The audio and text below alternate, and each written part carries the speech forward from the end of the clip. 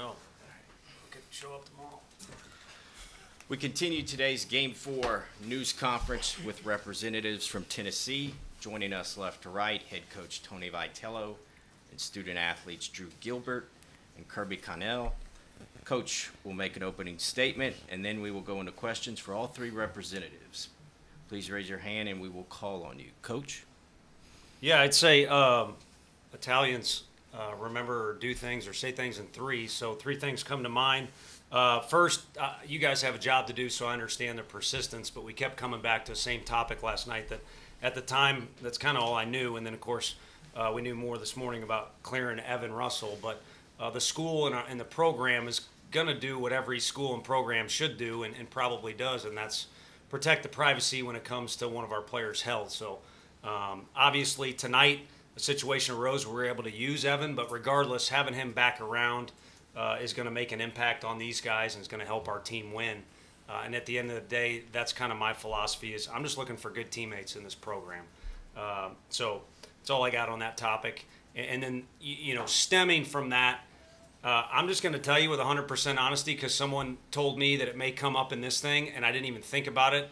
But for about 2 seconds today, when someone, I don't know any of the ESPN stuff. I honestly don't. If you give me $1 million and said, say what's, I know there was a lot of stuff that went going around. Well, we could pick any topic you want to with social media now. There's going to be a lot of stuff going on. So I'm not trying to sound like a cool guy or be disrespectful, but I honestly don't care. And a big part of that is I got my hands full here.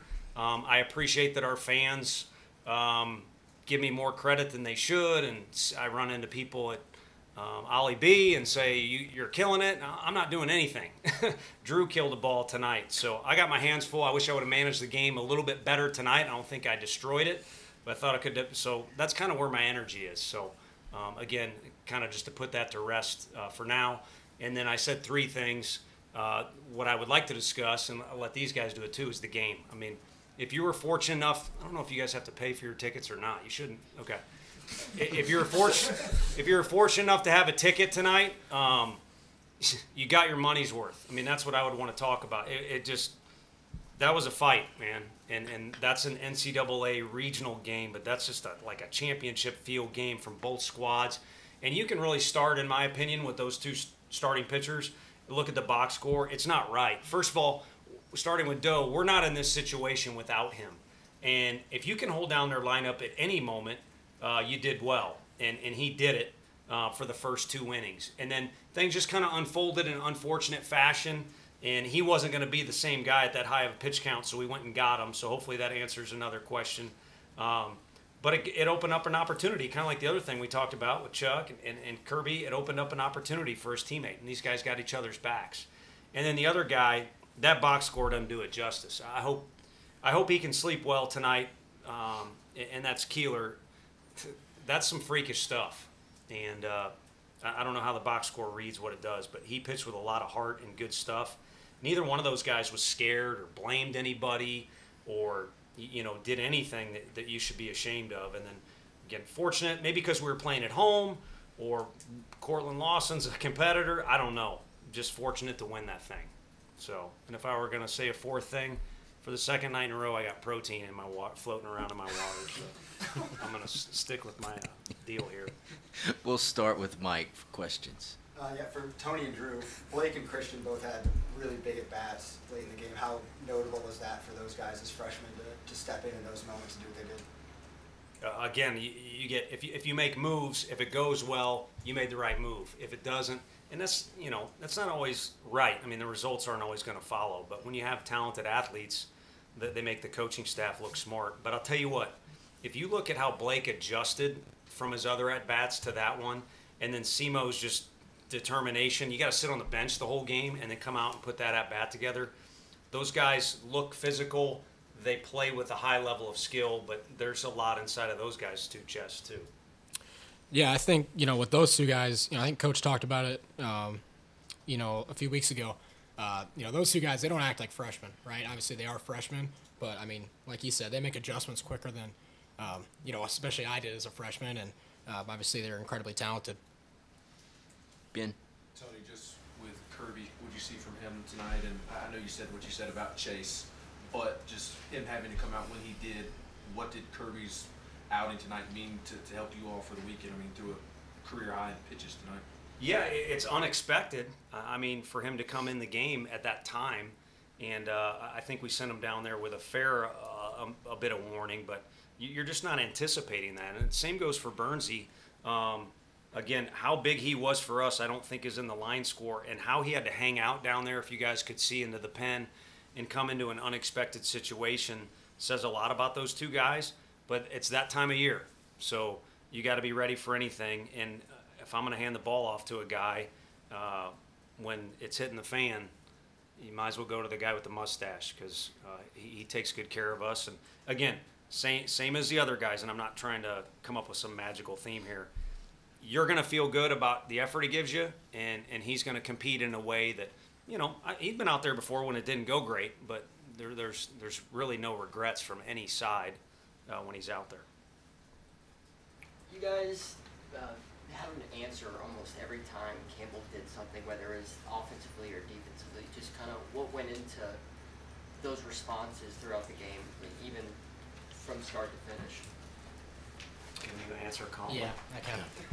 Yeah, I mean, I think it just kind of goes back to, a mentality he's, just kind of instilled in us, and that's just punch back, right? Anytime someone scores, our mentality is just punch back, and I think it's as simple as that. Reese? Drew, did you kind of get flashbacks on that home run at all? Since it's the 1-year anniversary, too, though. Yeah, I mean, to be honest with you, not really. I was kind of pretty into that at bat. I mean, like Coach said, that guy, he threw the crap out of the ball. I know that, whatever you want to call it, box score doesn't necessarily say that, but I mean, he was really, really good. And, he started me with 2 really, really good changeups. And at that point, I kind of figured he was probably going to come back to it. I was just trying to see it up and put a good swing on it. West and Jack. Yeah, for both guys, both players, Campbell's had, those numbers were good, but I guess you never really know exactly what competition guys are playing and all that stuff. What did you expect from them when you went into this game? Yeah, so we expected a dogfight. We've noticed what they've done throughout the season, and you look at the box scores throughout the year, and they can swing it very well, and they play really good defense. So we knew it was going to be a dogfight coming into it. And, we had a lot of guys that stood out, and it really helped us pull it out.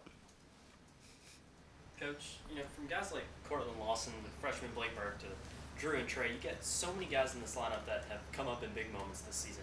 How comforting is that as a coach to know that whoever's at the plate, no matter what, even guys off the bench, there's a guy who can deliver? Yeah, I mean, you're not concerned about the guys off the bench, just guys being prepared, but also in the lineup. There's just a weird thing, and this is kind of conundrum, because I don't think I can read this team as well as I have other teams, like put a thumb on these guys are real loose today, or these guys are super intent on what they're doing, or they're not ready to play.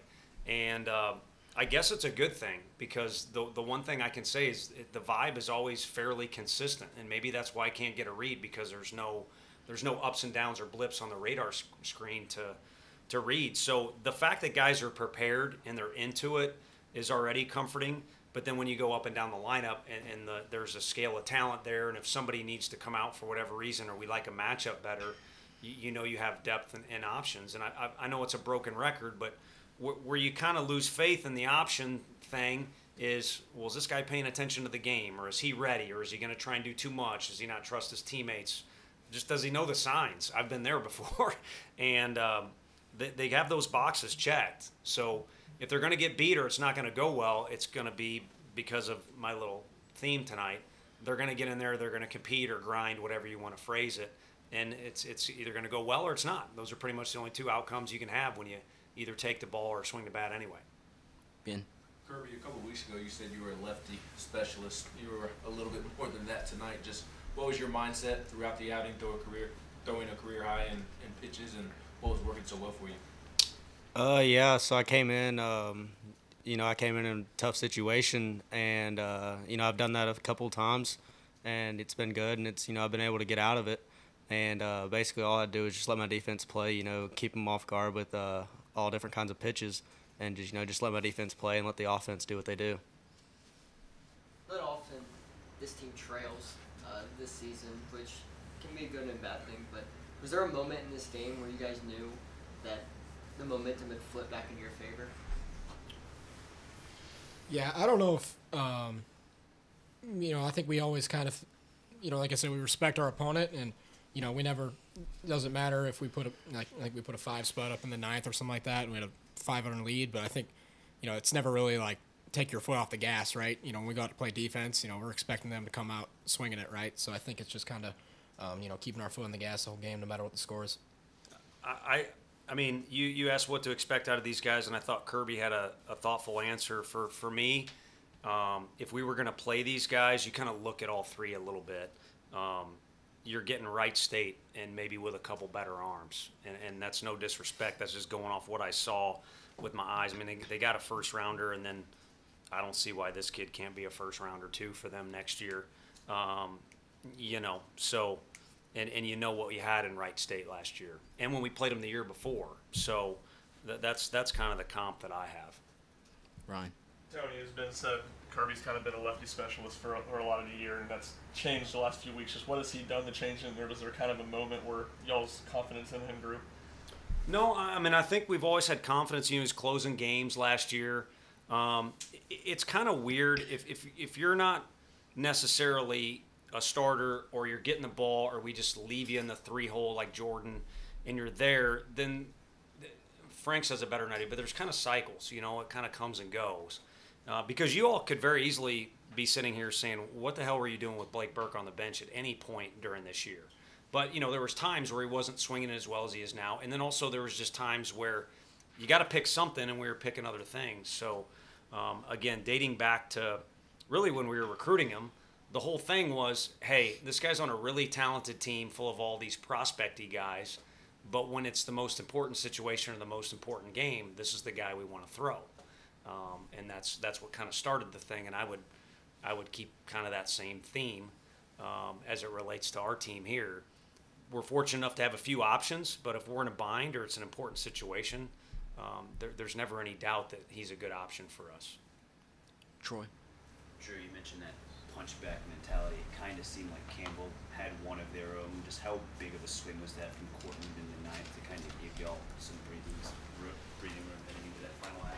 Yeah, for sure. I mean, obviously that was a great swing, but I think that all starts with Christian Moore's at bat, the at bat before, for him to come in off the bench and scrap it out and put a good swing on a good pitch, bring in that first run. I think that all started with him, and then like Coach V said, Cortland's just a competitor, man. He's a great ball player.